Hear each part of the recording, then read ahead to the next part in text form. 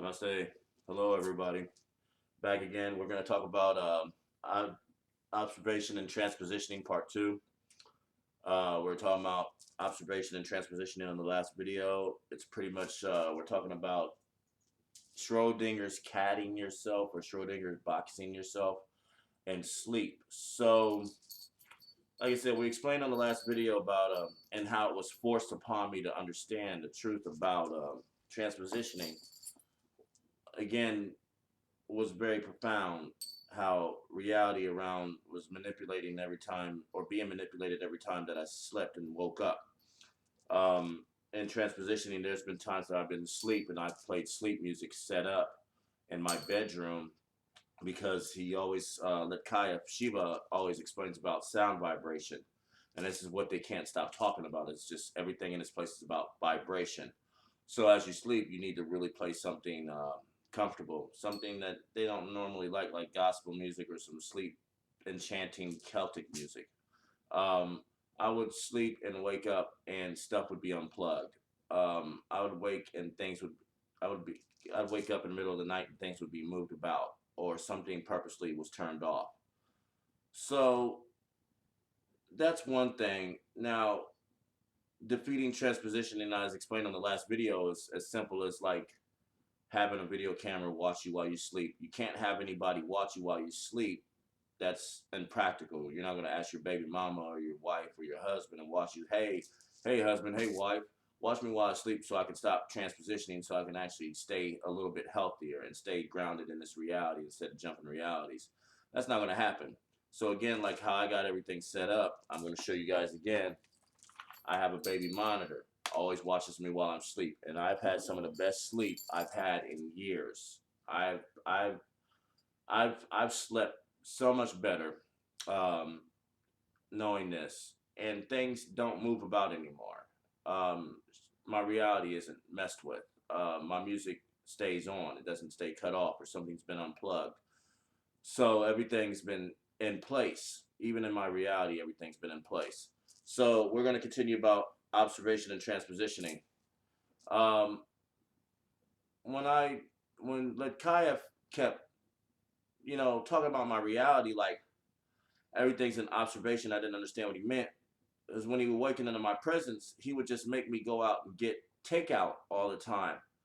Like not takeout like fast food or anything like that. I mean like Chinese restaurants, anything that's prepared right in front of your very eyes. I guess it's all a ritual from what he's explaining, and he's like everything has to be treated in this place as a ritual. You don't know where something comes from when it comes across from state lines because it's in transpositioning with not being observed. So for a long time I was confused about all this. I didn't understand what he meant until they started showing it to me with my reality flipping on me. I'd wake up and something would be out of place.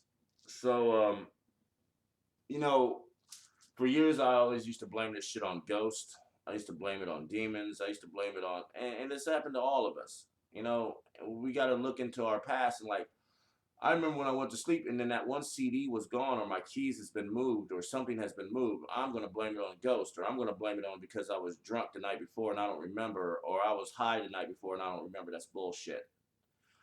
I am very meticulous when I go to sleep. I like things to be in place when I wake up, and if it ain't there, what the fuck's going on? So I don't. There's always a logical explanation for everything. I mean, this is the only thing that kept me being sane. Living in houses that was haunted with full of shadow entities always fucking with me or fucking with people while they're asleep and then waking up to like I don't know all the gas ranges kicked on high with no flame coming out of the gas range or TVs cutting on and off. So we're not going to talk about all that. We're going to get back about observation and transpositioning part two. So your refrigerator, I didn't understand why Litkayev was like telling me about cooking out or cooking in real time. He was always adamant about this, and he really drummed it into my head about your food being prepared by observation, so it stays in place and it actually becomes real. Versus, I don't know, you getting a frozen pizza and putting it in the oven, you don't know where the hell it came from, you don't know how it was made, you didn't observe it, you didn't see how it was done, therefore it doesn't exist from what he is explaining. It does exist in physical matter, but vibrationally it's not synced and then when you ingest it, it does nothing for you. So we're going to talk about the refrigerator and Schrodinger's cat and transpositioning.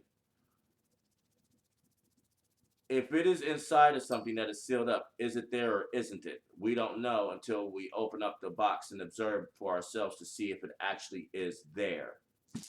Think about your refrigerator. And this is one thing that Litkayev Shiva was explaining, and he wasn't playing around about it. Like,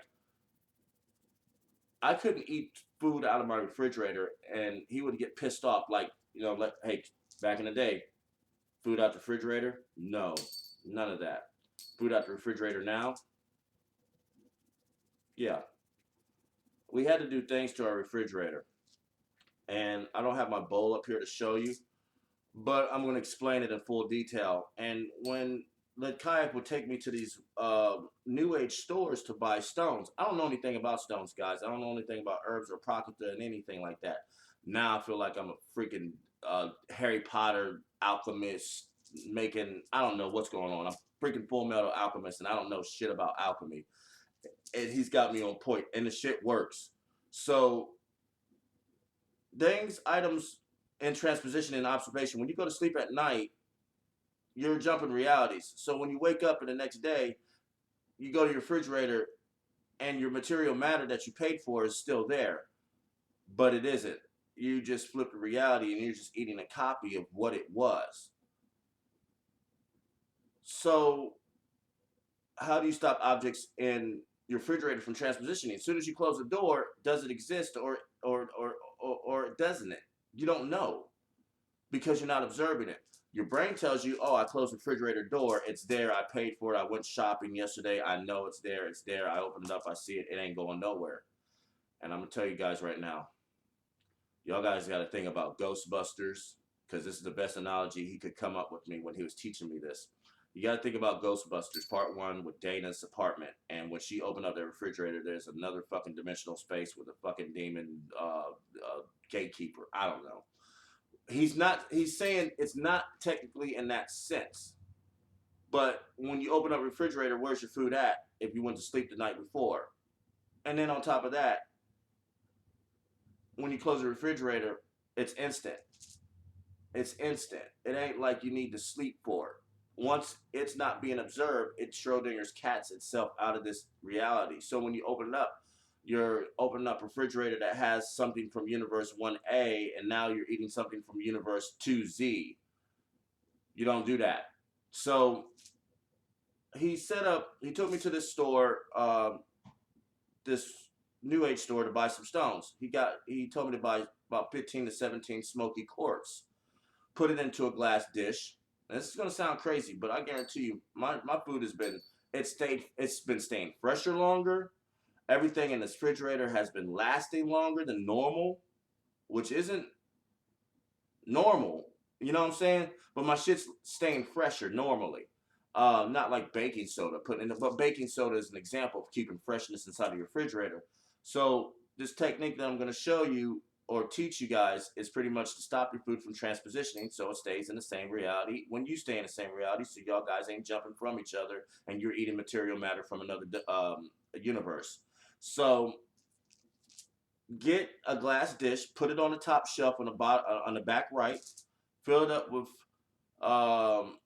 24 liters, no, not 24 liters, 24 ounces of purified water, 15 to 17 smoky quartz stones in this glass dish, and you want to put about 3/4 cups of Himalayan salt in this solution.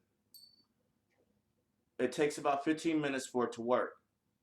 Once you have your 24 ounces of purified water, doesn't matter, bottled water is fine, do not use tap water, 15 to 17 smoky quartz stones in a glass dish with 3/4 cups of Himalayan salt.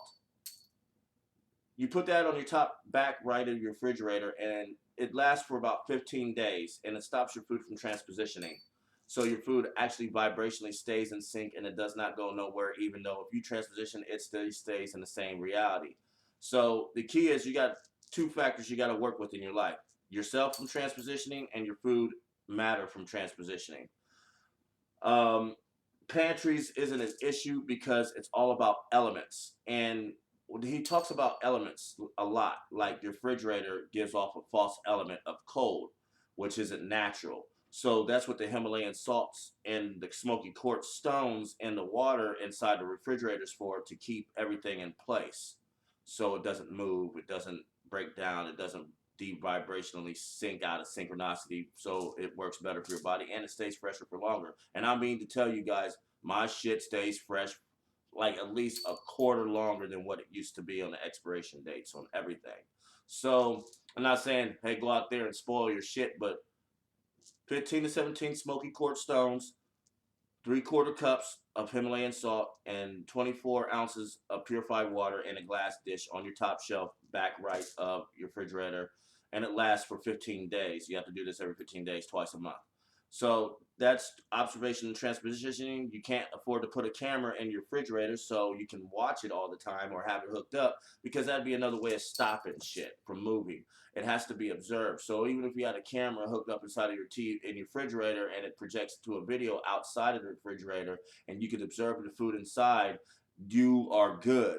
If you cannot observe it, you better put these stones with water and Himalayan salt so it can stay in place. All right?